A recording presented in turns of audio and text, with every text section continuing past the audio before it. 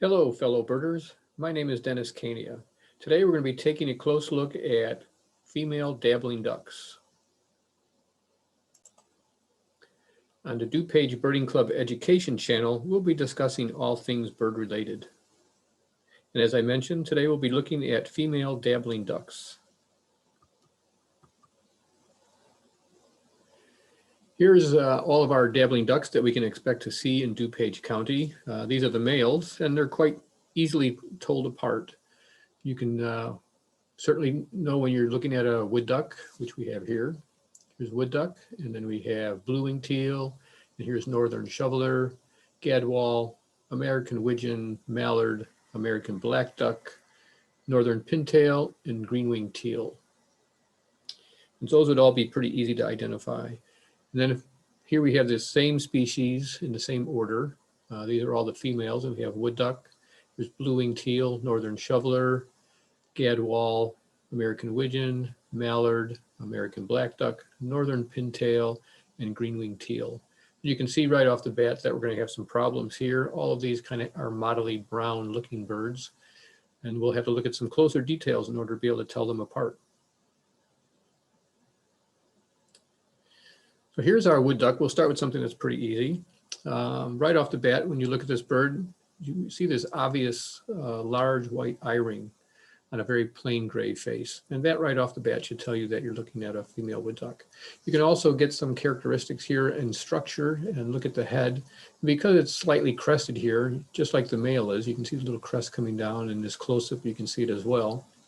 And so that kind of gives the head more or less a squared off look. And the bill looks rather small compared to the size of the head. And those features will also help you to identify this as a female wood duck. The forehead is kind of a steep angle off to the bill right here. And so that's another feature that you would look for on wood ducks. Here's another easy one. This is our northern shoveler. You can see just based on the bill size and shape that this is very obvious. I mean, when you compare the size of that bill to the head, you can see it's just a really, really large bill. And that's completely diagnostic. And when the bird is in flight, you might actually get to see a powder blue patch in the leading edge of the wing, in the inner part of the wing. Right here, you can see that. And that's the same powder blue color that you'd expect to see in a blue-winged teal as well. So be aware of the fact that blue-winged teal are not the only dabbling ducks that we have with that blue patch. So look for that in flight. And here we have probably our most common dabbling duck, the mallard. And then there's a close look-alike, the American black duck. And you can see why there's confusion. And in many of my classes, quite often this becomes an issue for some people. But right off the bat, I would think that you would notice that there's a lot of contrast between the head color here and the body. This is very pale in the head and neck, and then it gets very dark here in the body plumage. Whereas it's more uniform. There is a difference, but it's much less of a difference between the head color and the body color here on the mallard. You get a stronger supercilium and eyeline in the female mallard than you do in the American black duck.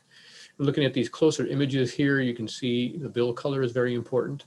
The ground color or base color on a female mallard, it's going to be orange on the bill with some gray mottling on top of that. Whereas American black duck is going to be this olivey green color. So there's quite a difference between those two bills. And another thing that you can look at is the wing speculum. And here on an American black duck, you can see there's a field of blue and it's bordered above and below by black. And if you look at a mallard wing speculum, you'll see that you have this field of blue again with black bordering above and below, but then you also have this additional white line above here. So those would be two features, looking at the bill color and then the wing speculum. Those two features would help identify and differentiate between mallard and American black duck. One other little item that you might look for is in the tail. The tail has, on a mallard, there's white outer edges to the tail feathers. And so you kind of looks whitish here. And on an American black duck, it's lacking that white here. So it just looks dark all the way through. Well, here's another species to consider. This is a female gadwall.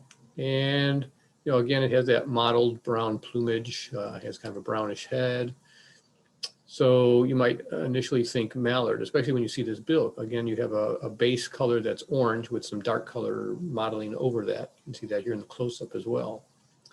But it's lacking any kind of a supercilium and any kind of a real true eye line here. So the facial pattern right off the bat would look a little bit different. And you can see there's this white patch in the wing. And this may not always be visible when the bird is at rest, but certainly when it takes off or flexes its wings at all, you should be able to see that white patch here.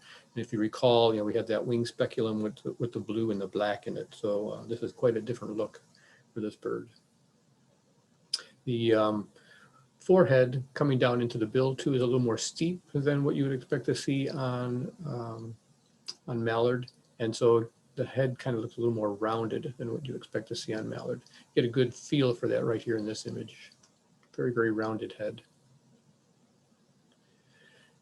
And here's another duck that's going to have that rounded head feature. This is now American widgeon.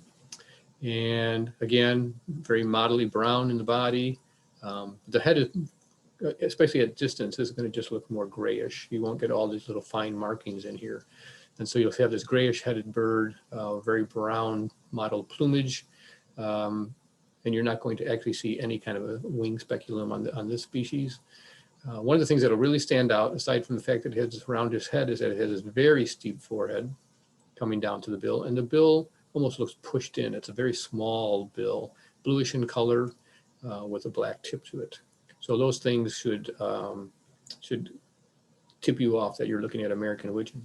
And when this bird does go into flight, you will see a white patch in the wing, but that white patch is not the wing speculum. It's actually on the leading edge of the inner wing, and you'll see a white window there. So be aware of that possibility. Here's a rather elegant looking waterfowl that we have. This is a northern pintail. Again, the confusion comes from the fact that, again, it's a brown mottled body, but look at the color of the head. It's very, very warm brown. It looks very clean all the way through. There's no other markings really in the head. And it's a well-rounded head with a gently sloping forehead coming into the bill. And so that line is very, very graceful looking. It just moves easily from the forehead right down into the bill. And it's a rather slender bill. The whole bird is rather slender. If you see this image here, you can see when it does have its head erect, you can see that the neck is rather thin, and also adding to that elegance of this bird. It's just a really sharp looking bird. So the bill color would be a big clue. That head color would be a big clue in the fact that it's very clean face. Then we have our two teal that we can discuss. We have blue-winged teal here and green-winged teal here. And for the most part, they look very, very similar. If you do manage to see some of the coloration in the wings, that'll be a big hint. Certainly, if you can pick up some blue in the wing, you right away know that you're dealing with either northern shoveler or blue-winged teal. And if you look at that bill size, right away you can eliminate northern shoveler. So it does have an all-dark bill. Comparing it to the green-winged teal, it's a much heavier looking bill. This is a very small, slender bill on this bird. And when we get to the wing speculum, you can see that you see this green patch here telling you that it's probably a green-winged teal. But you can also get a green patch in blue-winged teals as well in that speculum. So you have to be aware of that fact. One of the key features that you can look for, since some of these other things might be a little more subtle, is the fact that the undertail covers on green-winged teal are going to be buffy in color. And you can see that right here in this image. You can see it again here in this image. And when you look at blue-winged teal, you can see that the undertail covers are kind of just mottled with brown spots. There is no buff color here at all underneath the tail. So that would be a real giveaway for separating these two birds. That bill, again, if you look at these close-ups, you can see just how much heavier looking that bill is. When you compare the bill to the overall size of the head, you can see this is a much larger looking bill than what you're dealing with here. So that would be another aid. But these are all subtle features, so you do have to look rather carefully in order to be able to tell these birds apart. So some key points to remember is look at the head first. And that might be all you need to see. The structure is every bit as important as the plumage.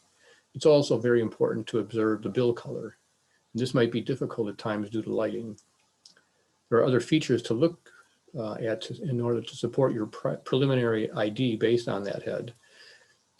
And often it's beneficial to look at the coloration of the wing speculum if it's visible. And there can be other little subtle clues, as I mentioned with the teal, looking for the undertail covers being buffy on green-winged teal. So as you get more familiar with these, you might find some other features that would be helpful to you as well. Often our dabbling ducks will be found in small groups swimming together. And after you admire those males in their male plumage, take a look at the females that are in the group and compare some of the features listed above. This will help you later when you encounter a lone female out there on the pond. So thanks for taking the time to view this video. Hopefully we've given you some bird food for thought. And I hope you'll join us again in the future as we explore all things bird related.